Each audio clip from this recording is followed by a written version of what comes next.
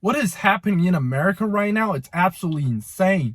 People can barely afford to pay for food or groceries anymore just because prices have risen to a level that is just absolutely absurd. And people are not making the amount that is required to afford these new prices.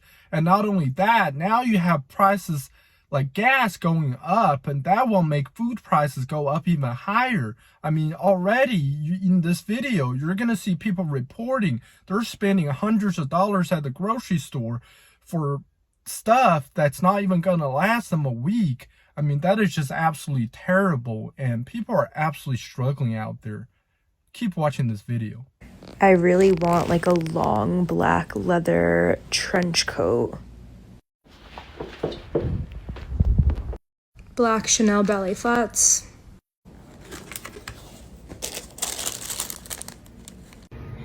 Aloe quarter zip and matching yoga pants. Black leather jacket with a high neck from Zara. Skim zip up and sweatpants.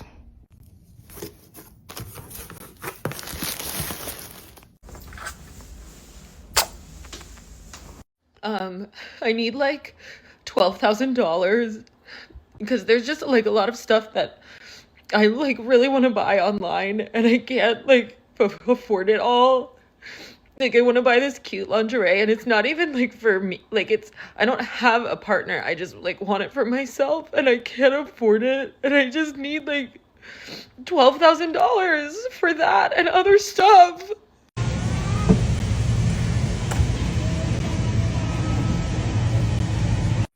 I cannot be the only person that owns a little too much gym attire, but yet still wear the same ones over and over again. Like, we need to stop. This is from 2022. I found it in my closet and I was like, grocery store prices ain't no joke, people. How y'all doing out there? Are y'all able to go to the grocery store? I am thankful that I am able to go to the grocery store. I'm thankful for what I was able to buy. But y'all, I'm distraught over the prices. Absolutely distraught. I don't know if it's just me, but this is a random car thought I had. I don't care how much money I'm gonna make unless it's like multi-millions. I am never gonna spend money on the shit that doesn't matter. Like, I'm sorry, but I do not care if I'm sitting first class, economy, last row. Literally, it like does not matter to me. It does not make a difference. I just sat in the last row on my plane from California and guess what? It was fire. Like a $10,000 purse, absolutely not. Never. If I want it, I'll buy the damn knockoff because like, why would you waste your money on that? Like, honest to God, I feel like I was just raised in such a saving mindset. Like, I don't care how much money I have, no matter where I go, like, I'm gonna save money. I'm gonna like ball on a budget. Like, I don't need to be spending unnecessary money. Being said, I will buy a nice car. I will buy a nice apartment. I'll splurge on some hotels and food. But like that little stuff that like doesn't matter, I just genuinely don't think I can ever understand. Like, I'm trying to think of other stupid shit that I wouldn't spend money on, but I feel like you guys get the point. Like, you can be a baddie, you can be a rich bitch and still save money and still like spend your money smartly. Is that even a word? It's time someone tells you the truth, which is basically that sometimes you have to live above your means to get to the place that you want to be. And this is not about overconsumption. This is not about buying designer bags. But when I was 21, I graduated university and I moved downtown Toronto at a time that I absolutely could not afford to be living there. I did not want to compromise on not living out my dream to live in the city in my 20s and work in corporate finance. So I got a basement apartment with pretty much one window and I lived there for 3 to 4 months while I started my job, and I was able to save up to be able to move to a nicer place with my best friend when she moved to the city. I wasn't really going out to eat. I was budgeting every spare moment I had from this job, and I was also working my butt off to get a promotion as soon as I could to get my base salary up.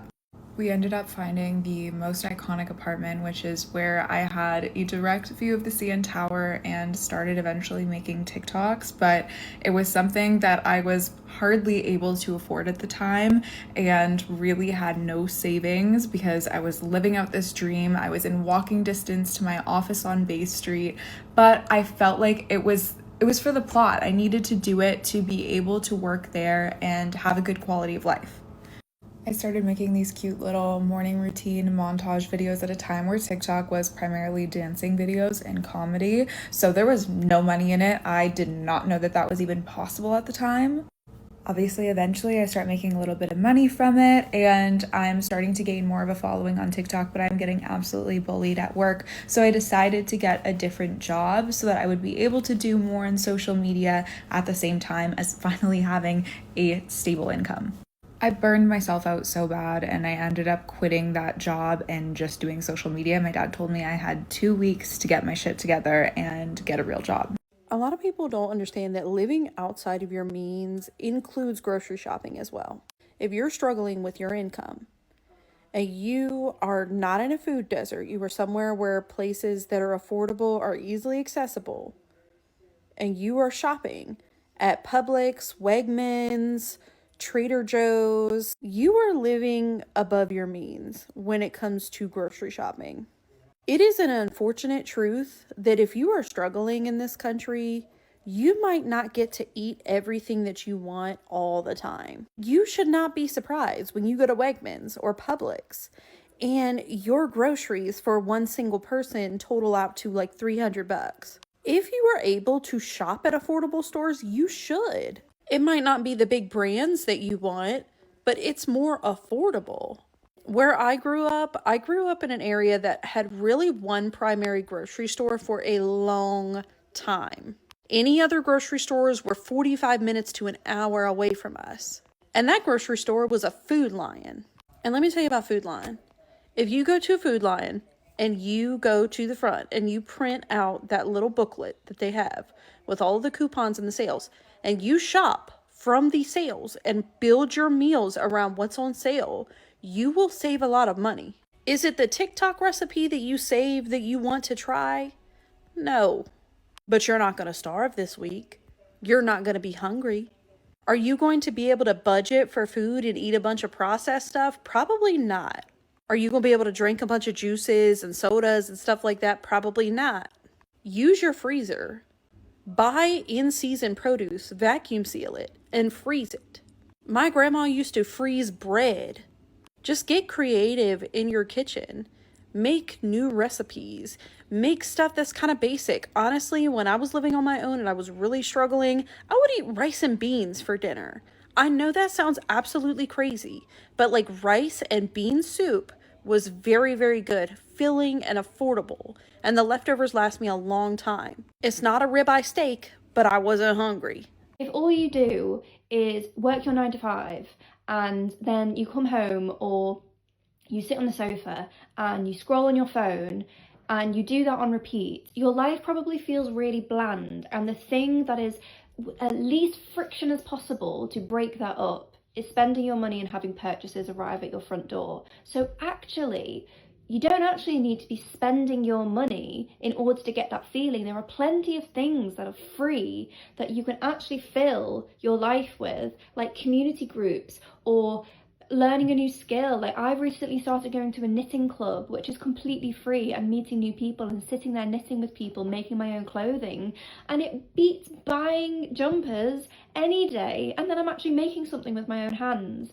So when you start actually unpacking why you do what you do with your money, is it financial trauma from your childhood? Like, then you can actually start to unpack it and notice the habits there and then in the moment when you're scrolling through another shopping site and you want to quickly like hit purchase. You might actually pause for a second and be like, what am I feeling in the moment? Am I just really bored? Do I actually want to make this purchase? Actually consider how many purchases you've made in a year that you've regretted. I've regretted so many purchases that I've made in the past that got me in £10,000 of debt because I was trying to fill a hole in my life and not actually doing the uncomfortable work of working out why that was the case. So I invite you to do that work. Some people literally can't hold depth, and it's not because you're confusing, you're not explaining it right. It's literally because they have a firewall up in their psyche that can't absorb anything that you're trying to communicate. And if you try to make one of these people meet you in the depth, meet you where the truth lives, it could literally just suck all of the life force out of you. And when I say try, I mean you try over explaining, you might try to justify with facts, you might try to rationalize, you might try to literally soften yourself to walk them through what you're trying to make them understand, and it literally will not land. And this happens because they do not want to feel their own stuff, and they've had this wall up for a long time. And in order for any of what you're saying to sink in, for them to understand you, even if you're not like trying to blame them for anything, you're just trying to have a genuine conversation that's honest, that is not blaming anybody, but is trying to just be truthful and kind of leveled with the other person. They can't handle that. They can't handle that because they do not want to feel all of the stuff inside of themselves that they have not felt. And that firewall was put up not because of what you're saying. It was put up because they want to not feel all of their stored, unprocessed, suppressed pain. And for those of us who really want to be witnessed or understood, especially by our caregiver, it feels like dropping an addiction when we stop trying to justify or make them understand, when we stop trying to bring them to this place where we could speak from a place of honesty and they could actually hear us. It feels like dropping an addiction because you've wanted this for so long. As a child, a lot of times we cast fantasies that if we explain something correctly, if we justify something correctly, they will finally understand. Like maybe if we just change ourselves enough, maybe if we structure the argument just differently, or the conversation.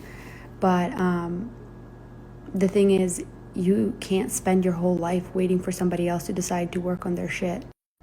And when you finally step out of that dynamic, it feels strange because you can watch the cycle start up, where, they start talking about something that totally misses what you were trying to say, and you start seeing the fork where it's like, I can step into the conversation and start over-explaining, trying to say it differently, or I can just not engage. And there's always this temptation of like, but maybe just this one time, like maybe if I just phrase it differently this one time, maybe if I soften myself, they'll understand it. But the reality is that most likely you're just talking to a wall and it's leaking your life force. And I think the most loving thing you can do for yourself is just stop trying to make people who are choosing not to understand you, and instead saving your energy and love for those that have the nervous system capacity to meet you at your depth. I would like to know, what are y'all cooking for Thanksgiving? I'm at the store.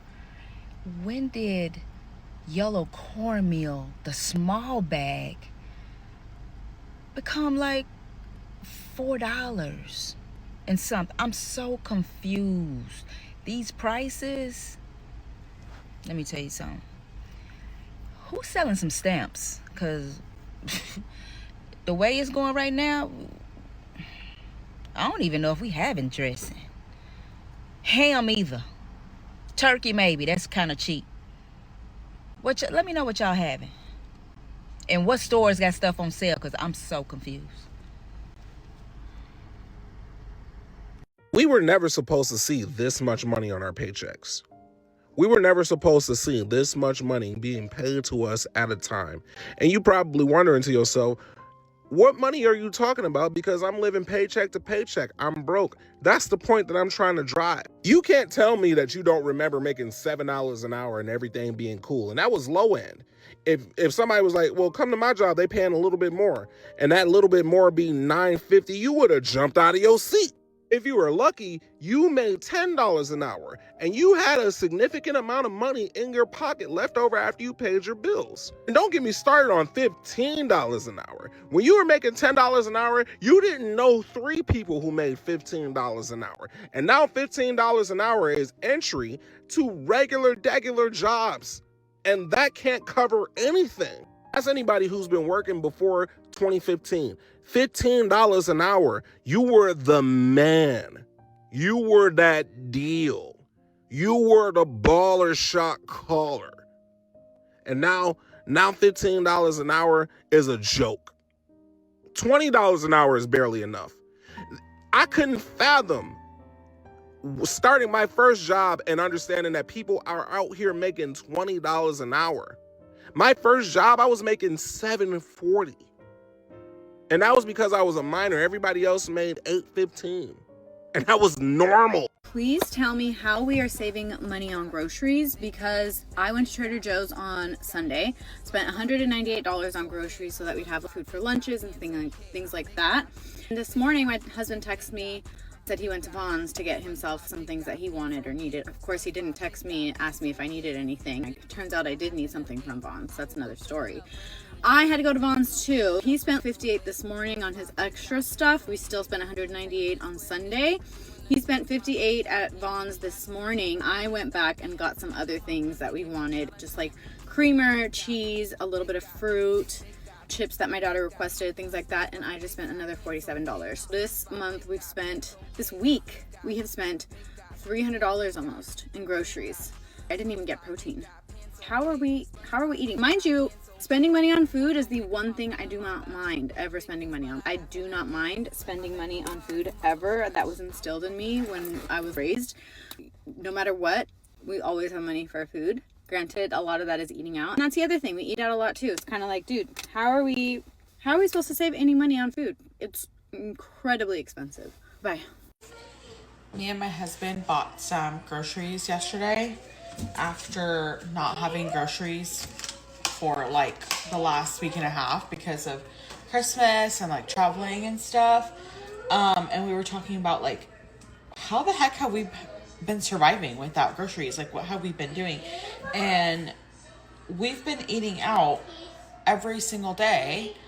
And why is eating out cheaper than buying groceries? Like, Sunday night we got a meal from Wingstop that was $25.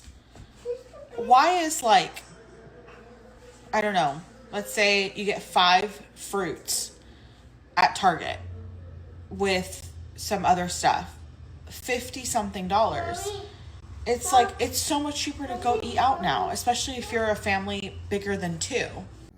Y'all want to know what I'm tired of seeing when I get on the internet? Y'all didn't ask, but I'm going to tell y'all. I am tired of seeing so much over consumerism. Like, it's ridiculous what you see when you get on the internet. And as a person that once was a big over consumer, I can speak about this because I've lived it. It has gotten so bad that people are buying things that they don't need.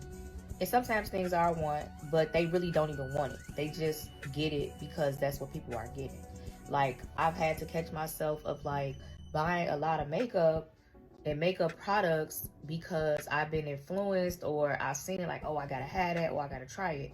And over the past like few months, I have really like reeled it in of like, let me use what I have first. Because if you constantly buy stuff, like I've have stuff that's in overstock. I've had stuff that I had to give away because I have so much of it that I don't utilize all those things. And so I get on the internet and all I see is somebody pushing you like, oh, they're bad this, they bad this, they bad this. And we know that the internet is very influential and it takes a very strong and sound mind to say no. Because it's so easy to get sucked up in that stuff. Like, the amount of money that I save from not overbuying or buying stuff just because I saw it, like, it amazes me. And now I'm really trying to get myself stuff to look forward to where it's like, okay, I want this, but it's like other people that follow them and it's their job to get you to buy these things. But us as people, we got to say no. We got to say no because it's becoming too much. It's becoming too much. I get on the internet and I see people with a gazillion things and it's like there's no way in hell you utilizing everything that you buy. You just not. And if you do, you use it one time and it's one and done. We got to say no, y'all. I've started. Who's joining me? Okay, the question of the day is, with these young adults just graduating from school, starting their life, rent being, good God, $1,500, $1,800, $2,000 a month, how are they living? I mean, it's going to eat half their paychecks, and then what? Do you think we're setting them up for failure? Do you think that they should try to have cheaper places, maybe not so pleasant of environments? What's your take on that? I'm interested to know. After finishing this video, I don't know, frankly, how Americans are living or how these people are expecting Americans to live in this tough economy that essentially has been created by, the politicians and the people in charge, because the economic conditions are just not ideal. Actually, they're far from ideal. I mean, like in this video, you have people saying that, just a run to the grocery store and they're barely getting any items, and it's like $50-$60. That's like 3-4 hours of hard work just gone like that. Snap of fingers, and for what? I mean, half of the times, like you said, you see in this video that people can't even name what they've gotten from the grocery store, and it's costing them that much. I mean, this is absolutely absurd, and it has to end, because soon enough, you'll have the entire country living in debt and people can't afford to pay their credit card debt. It will be a whole ordeal that nobody want to deal with, because, it's just not sustainable to have hundreds of millions of Americans, hardworking people in this country, living in perpetual debt like this, simply because they can't afford the most basic items like food and, drinks, and just necessities like shelter, things that will make them, that they need to survive. I mean, in the richest country the earth has ever seen, you would think this would not be the situation its citizens live under, and yet here we are, and this is something that people have no control over. And worst case is that it's only going to get worse and worse, because nobody seems to want to address the problem, or a lot of people don't even want to admit that there is a problem with cost of living right now. So there's not going to be a solution anytime soon, because the problem is not being acknowledged, and there's not easy solutions even if it was acknowledged. And because of that, life is going to get even harder on the average American in the future.